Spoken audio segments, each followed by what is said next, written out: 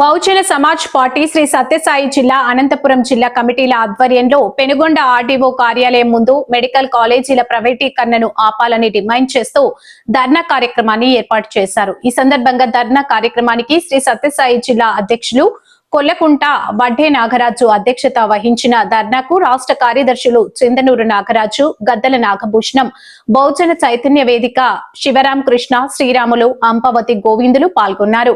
ఈ సందర్భంగా వారు మాట్లాడుతూ ఆంధ్రప్రదేశ్ రాష్ట్రంలో చంద్రబాబు నాయుడు పీపీపీ విధానం ద్వారా మెడికల్ కాలేజీలను ప్రైవేటు వ్యక్తులకు అప్పజెప్పి ఎస్సీ, ఎస్టీ, బీసీ మైనార్టీలను వైద్య విద్య అనేది అందరినీ ద్రాక్ష పండులా తయారవుతుందని ప్రైవేటు వైద్య కళాశాలలుగా మార్చుకొని కూటమి ప్రభుత్వంలోని పెద్ద ఆదాయ వనరులుగా మార్చుకోవడానికి వైద్య విద్యను ప్రైవేటీకరించడం పెద్ద కుట్ర అని తెలిపారు. అనంతరం పెనుకొండ ఆర్డీఓ ఆనంద్ కుమార్ కి డిమాండ్లతో కూడుకున్న వినతి పత్రం అందజేశారు. ఈ కార్యక్రమంలో ఉమ్మడి జిల్లా అనంతపురం సత్యసాయి జిల్లాల నాయకులు, అనంతపురం జిల్లా అధ్యక్షులు కాసాని నాగరాజు, శ్రీ సత్యసాయి జిల్లా ఇన్ఛార్జి ఇందివర్ సుబ్బారాయుడు, అనంతపురం జిల్లా నాయకులు, శ్రీ సత్యసాయి జిల్లా నాయకులు, నియోజకవర్గ నాయకులు తదితరులు పాల్గొన్నారు.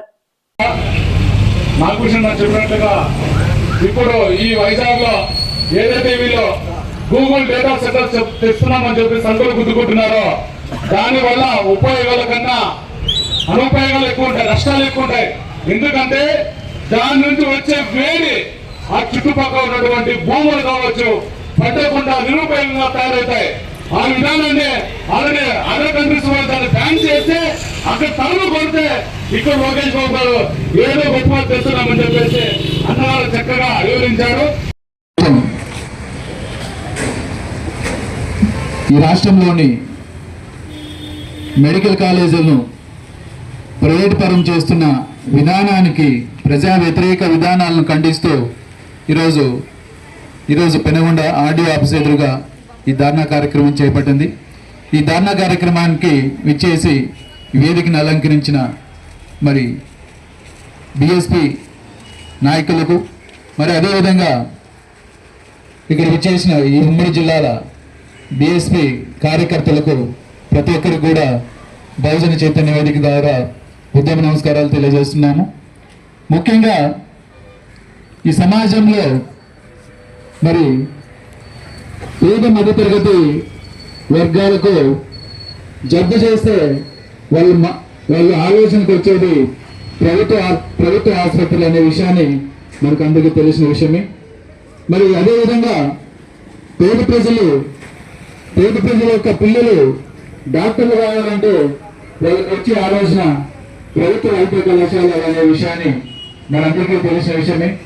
మరి ఈ రకంగా పేదల యొక్క మరి ఆశలు, ఆకాంక్షలను మరి వమ్మ చేస్తూ మరి గత వైసీపీ ప్రభుత్వం తీసుకున్న నిర్ణయం వల్ల జీవన్ నంబర్ 185 వల్ల మరి ఈ రాష్ట్రంలోని మరి 15 మెడికల్ కళాశాలను ప్రైవేట్ పరం చేస్తూ 10 మెడికల్ కళాశాలను ప్రైవేట్ పరం చేస్తూ మరి జీవో జారీ చేయడం జరిగింది.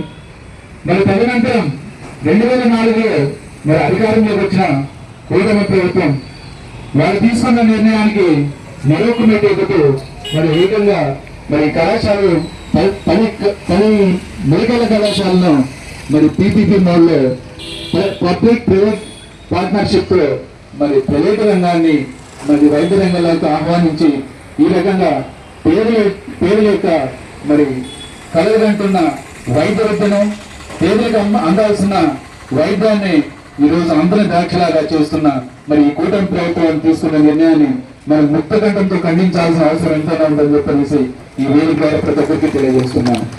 మరి ఈ కూటమి ప్రభుత్వం అధికారంలోకి వచ్చిన తర్వాత మరి 1000 కోట్లు సంక్షేమాల కోసం మరి ఖర్చు చేస్తున్న ఈ ప్రభుత్వానికి కేవలం 6000 కోట్లు లేదంటే 5000 కోట్లు ఈ మెడికల్ కళాశాలకు ఖర్చు చేయడానికి మీ దగ్గర మరి బడ్జెట్ లేదా అని చెప్పేసి ఈ వేదిక ద్వారా ప్రశ్నించడం జరుగుతున్నది.